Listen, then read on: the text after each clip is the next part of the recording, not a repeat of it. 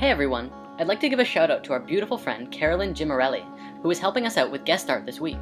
Thank you, Carolyn!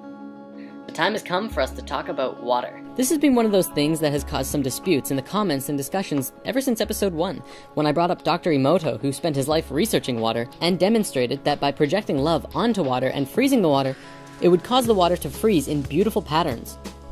Projecting negatively onto water caused the water to form like this, and that's a pretty dramatic difference. Emoto has tried this with many different energies and emotions. This is Beethoven, Bach, and Mozart. This is heavy metal, and this is hate. Now, the common argument from the skeptical perspective is that there was a triple-blind study on Emoto's research, and several times they didn't see nearly the same results that Emoto did. Does this mean Emoto is a lying, crazy Japanese guy?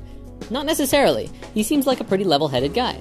Could it mean that the people who did the triple-blind studies didn't understand what Emoto understood about water? Well, I feel like this may be more of a possibility, but this is what we're going to discuss today. Now, let's objectively look at water for a second. What do we really know about it scientifically? Well, we know that it's the most common substance on Earth. We also know that every living species of life on Earth comes from water, and needs water to grow. This includes crystals too, by the way. We know that the human body is roughly 75 to 90% water, and that's quite a bit. Not just humans though, it's prevalent in all life. Without water, life could not exist on this planet. Science knows that life emerged on Earth from water, and all of our studies of the planet shows that life must have originated with water and slowly evolved outwards, growing and flowing and forming new life. But water was that original substance that it started in. They often call this the primordial soup. Water is the only element in existence that can exist in 3 states: solid, liquid, and gas. Because of that, it's pretty much everywhere. Water doesn't just flow in oceans, lakes, and rivers, but it flows through the air. Those clouds are nothing but water. It's also in abundance in the North and South Poles. What else do we know about water? Well, it's the only element that expands when it freezes, and contracts when it heats. Every other element on the planet does the opposite, which science today cannot explain. Scientists have also discovered that water is capable of creating an immense amount of pressure, either through freezing the water or even in life. In a seed, for example, it reaches 400 atmospheres of pressure at the point of germination. This is why a plant shoot can break through asphalt with ease. Why does water have the highest surface tension of all liquids? Why is it that it's the most powerful solvent on Earth? And why is water able to rise against gravity through the trunks of giant trees against thousands of atmospheres of pressure? Want to know the truth? The truth is that there are a lot of unanswered questions about water and what it is, that we have absolutely no logical conclusive answers to. This is an absolutely beautiful thing, because admitting that we know nothing allows us to open up to learn new things about what it is that we want to know. In this situation, water. That's exactly what many scientists around the world have started doing, and it's led to some miraculous revelations. The following clips are from a secret documentary I found about water floating around on the depths of YouTube. It keeps being taken down. I wonder why. As it records information, water acquires new properties, yet its chemical composition remains unchanged. So their theory was the chemical composition of the water is important. Now the sensational news is that that is nonsense.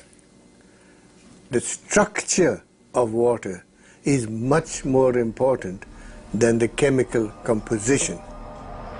The structure of water means how its molecules are organized. We can see how water molecules join together into groups. These are called clusters. Scientists came up with the idea that these clusters work as memory cells of a certain sort, in which water recalls the whole history of its relationship with the world as if on magnetic tape. People don't think when you turn on the light, the water is changing. When you turn on the electric field from the power lines, the water may change. So that is the direction of research. Water, of course, remains water, but its structure, like a nervous system, reacts to any irritation. Modern instruments have made it possible to record the fact that within each of water's memory cells, there are 440,000 information panels, each of which is responsible for its own type of interaction with the environment.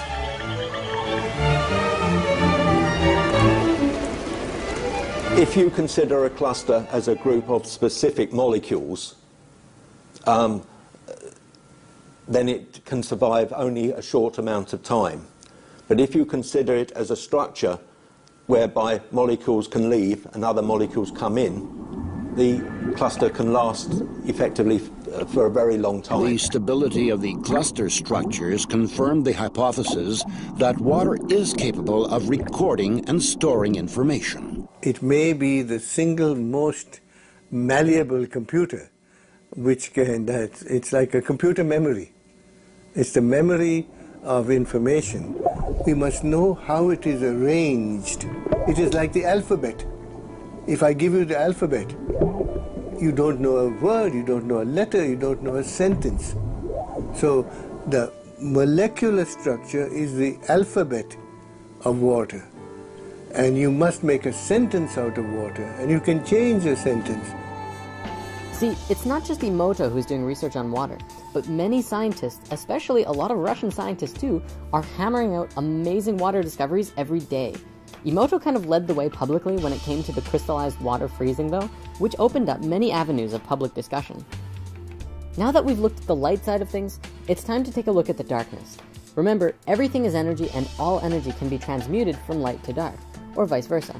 This is how water flows naturally in nature. Doesn't that look happy? Water flows and curves wherever it needs to go. However, water makes a different trip when it goes into our homes.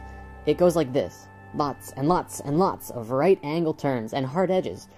If you've read the Emerald Tablets, you might remember Thoth describing in Tablet 8 the story of how he existed in the realm of curves, and it was amazing, but then he ventured into the realm of angles and was chased down by demons. Now, the story itself, I feel, cannot truly be comprehended from our current level of consciousness, but yet it has a striking connection to how we damage our water through our technology. This doesn't flow, it's not healthy. The natural structure of water is broken apart with every turn. On an even greater scale, it is known that most cities work on a closed-loop system. This means that the water we use is continually recycled over and over. The water passes through aggressive chemical purification and powerful filters. Then, the water returns to our homes, still remembering the chemicals and violence it was subjected to. Even worse than that, though, is the informational pollution that the water accumulates as the water flows down miles of long pipes through thousands and thousands of homes and apartments. We are polluting our water spiritually, and it's happening on a huge scale. The water adopts all of the stress, fear, and anger in our lives. By the time it gets to our bodies, it is not in very good shape at all, and it's not benefiting us by drinking it. Now, I realize that that's pretty dark, but the most important thing to remember is that everything is energy, and all energy can be transmuted. So let's talk about that. What are some practical solutions for both cleansing our own water and getting cleaner and healthier, happier water into our bodies? First, I believe that this is another one of those many uses of orgonite. If we throw orgonite into our sewers or just keep them near the pipes in our houses, that will begin to drastically alter and begin a positive transmutation of the negative energy in the water into something more fantastic. Second, make yourself some spirit water. Since we discussed spirit water in crystals part 2, many individuals have written in to tell how they are no longer drinking coffee in the morning because they are putting crystals in their water before they go to bed and having a healthy, fresh glass of charged and vitalized water before their day instead.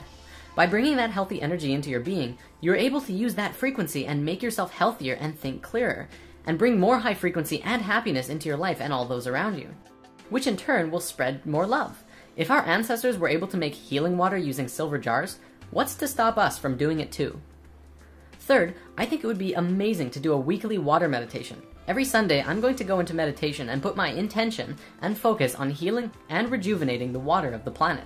It doesn't have to be at a synchronized time, we'll just say at some point on Sundays. You can work on transmuting the water in your body, or in the water flowing through your house, or for the whole planet. It's up to you, and every meditation will count, because you're setting your intention and projecting your consciousness that which you desire. And finally, be grateful for the water you drink. Here's another clip I'd like to show you. Dr. Emoto has conducted another interesting experiment. He placed rice into 3 glass beakers and covered it with water. And then every day for a month, he said, "Thank you" to one beaker, "You're an idiot" to the second, and the third one he completely ignored.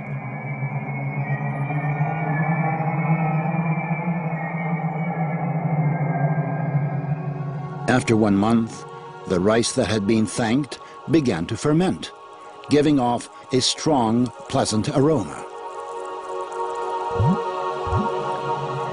The rice in the second beaker turned black. And the rice that was ignored began to rot. Dr. Emoto thinks that this experiment provides an important lesson, especially with regard to how we treat children. We should take care of them, give them attention, and converse with them. Indifference does the greatest harm. Tell some dreamy story, but almost practice. Water creates so many structures that life cannot exist without. Water forms the DNA helix. Water also forms the structures of proteins. Our bodies cannot work without water. Every seed, every embryo begins in water. It is the surrounding water in the embryo that gives life and brings the nutrition that is necessary to facilitate growth in that life. Our Earth is a giant container of water from which every form of life arose. Every living thing is essentially a container of water. Just like a piece of art that has not yet been sculpted by an artist in a clump of clay, within the water contains every infinite possibility for life within it. Water brought to life a pre-existing conception of life, but for any life to begin, there first must have been an impulse. Every species of living being constantly strives toward its own perfection, and it all came from the same original consciousness, the same source. The final thing I want to bring up before we conclude this week's discussion is a very cosmic analogy. Without water, life on Earth could not exist.